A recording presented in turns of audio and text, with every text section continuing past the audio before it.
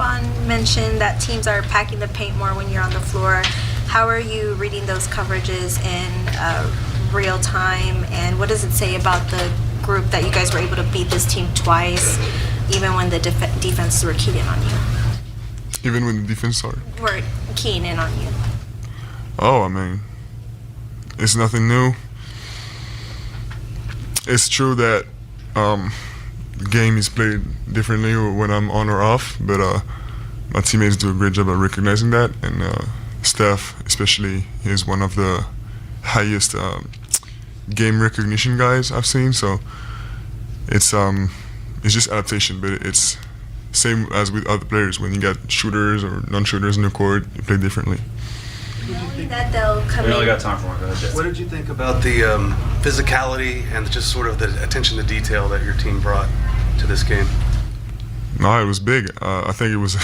I think it would have been a great game to watch.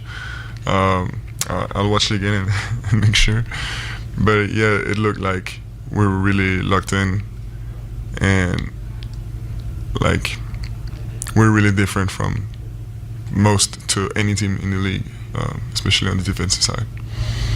Mitch mentioned some things are contagious on the basketball court. Mm-hmm. Do you think energy is one of those things? And then how have you seen Keldon kind of inject that into you guys as a collective? Yeah, for sure. I mean, it's easier to be motivated by those efforts when they pay off. You know, when we get wins like this, it's inspiring. You know, to see other guys give this kind of effort to things that don't show up on the stats sheet. You know, and I try to do that, and we try, and the coaching staff tries also to do that.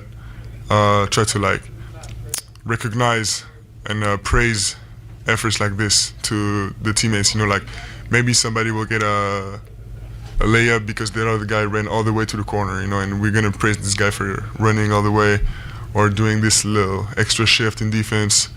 So it's all these little things that don't show up on the stats. HB said he enjoyed your post-game show and said you might have a career in marketing. I might already do, actually. Is the celebration that y'all had, I mean, how would you describe just the vibes around this team right now and everything that you guys are feeling as a group? No, it's great. I mean, on and off the court, we're getting along great.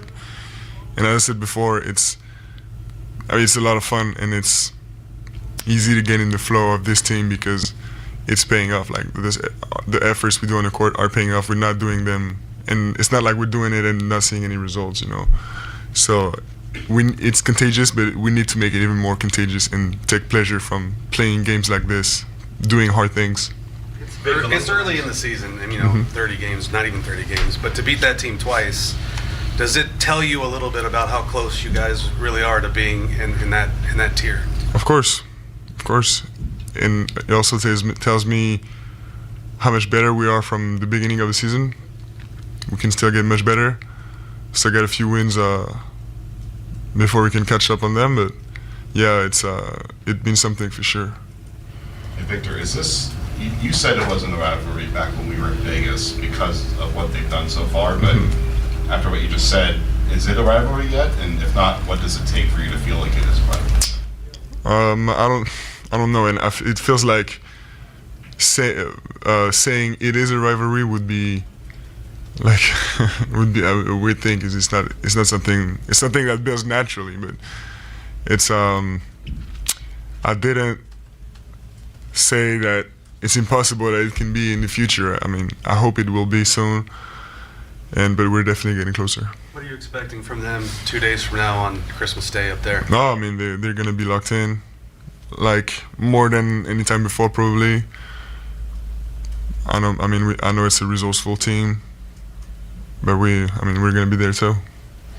Speaking of expectations, before the season started, you were quoted saying that you might be a top 6 seed team. Mm-hmm. How does that meet your expectations now that you're second in the West and 22-7? I mean, ultimately the goal is the same. Is getting into the playoffs right away, right after 82 games. So we don't skip steps, and now we can aim higher and higher after, because we check the boxes, you know, and it's still some things we still need to be more consistent every time, you know, 1 through 15 players. But yeah, it's we check boxes, and now we can aim for the very top of the conference. Along those lines, Vic, the fact that you guys did what you did when you were out, and then you continue to do it, but with you on restriction, do you look at when you're off restriction, and as the team continues to grow, what you guys could be? Do you allow yourself to think about that? I do, yeah. Even though it's a schedule so intense that I don't I don't dwell so much on the, you know, the game after the next game and after. But we're always basically locked in on the next game. So it's you know, as my minutes go up, I want to take more and more. You know, I'm hungrier and hungrier. When you talk about a rivalry building naturally, what do you think it might feel like, or at what point do you think you might know that, oh, this is a rivalry? I guess the signs are arena is packed, energy is different, physicality from the first to the 40th minute is up there. It's hard to describe, but you know, it's like when PSG plays Marseille in France. You know, this is a real rivalry. But it's as I said, it's something that's built on years and years. You know, it's not something you can just make up like this. That doesn't take away that it's a good matchup, but you know, it takes a lot. Victor, tu m'excuses si je reviens sur un épisode douloureux, mais je voulais savoir un peu comment se passe justement, où t'en es dans ce processus de deuil du coup.